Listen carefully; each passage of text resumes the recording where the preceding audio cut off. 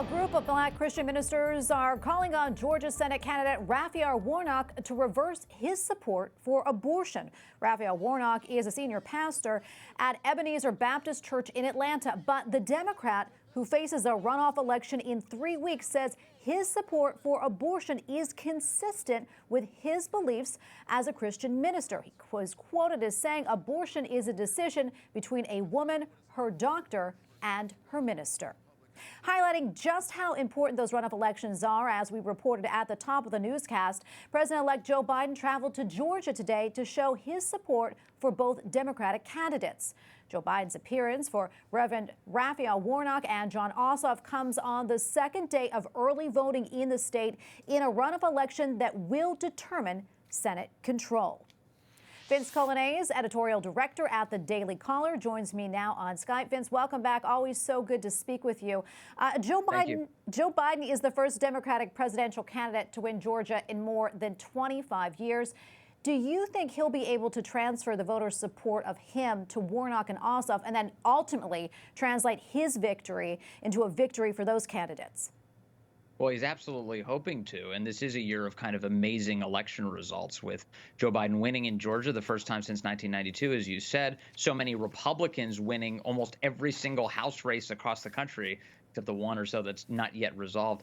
And now we look at Georgia, where we have two candidates who are much further to the left than Joe Biden is. Joe Biden's job today, to make them seem normal, to make them seem mainstream. And the real test will be to see whether or not Joe Biden's victory in Georgia translates into coattails for John Ossoff and Raphael Warnock. I think in both of their cases, but particularly the latter man, Raphael Warnock, they have real baggage. I mean, you just mentioned it in the past news story you cited. Raphael Warnock, a minister who says that being pro-choice is the minister's position. He's added a person to the equation. He said it's between not only the woman and her doctor, but a woman, a doctor, and her minister. Normally, I would say most ministers across the country would say, yes, to the extent that I intervene, it would be on behalf of the human life that's at stake. And I think a lot of Christian voters in Georgia are going to be casting very skeptical or disdainful eyes at Raphael Warnock for taking a position like this, and it could very much hurt him come January 5th. Yeah, earlier this month, President Trump made a campaign stop on behalf of GOP Senators David Perdue and Kelly Loeffler. What, if any, influence do you think he's having on voters there? Well, there's a huge number of Georgians who love Donald Trump. And many of them, of course, voted for him in this election. So the expectation is that the president needs to go in there, and he has been, and convince these voters to show up yet again in January, this time to ensure that the president's legacy remains intact. Because if Democrats can they have control of the House, they will soon have control of the White House. And in effect, if these Democrats win these races, that means ultimately Democrats cast the tie-breaking vote by way of Kamala Harris in the Senate. Democrats control it all. And that means the destruction of the Trump legacy.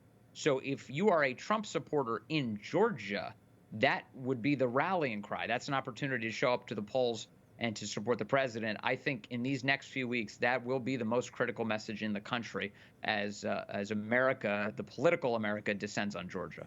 Vince, I want to turn now to some other stories that we're following. As you know, last night, Attorney General William Barr resigned. I'd like to get your reaction to that. And were you at all surprised by it? I wasn't surprised in the sense that it seemed to be coming in the last week or so. We started to hear signals that he was looking to exit.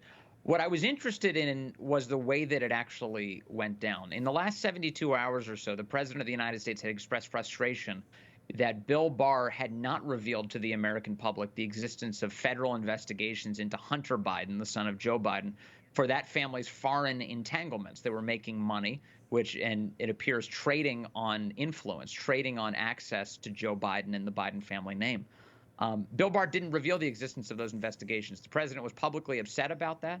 And then we saw yesterday the president tweet out that Bill Barr is leaving, as you said. But interestingly, the president was very complimentary of Bill Barr and tweeted a letter that Barr had handed him, a resignation letter, wherein Bill Barr praised the president's record and talked about all the ways that he had served America well while he's been in office. It's an interesting exit. Bill Barr has taken a lot of arrows for President Trump, and mostly on trying to restore integrity to the Justice Department. It's a very fascinating exit for Attorney General Barr.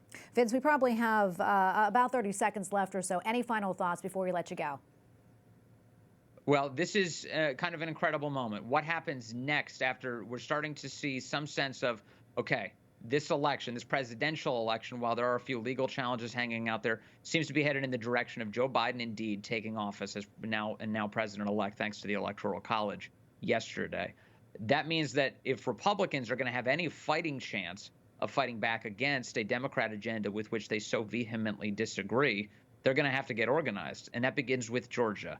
If they can win these 2 seats and maintain them for Republicans, then you're looking at a Washington where these parties have to figure out a way to work together rather than have single party control.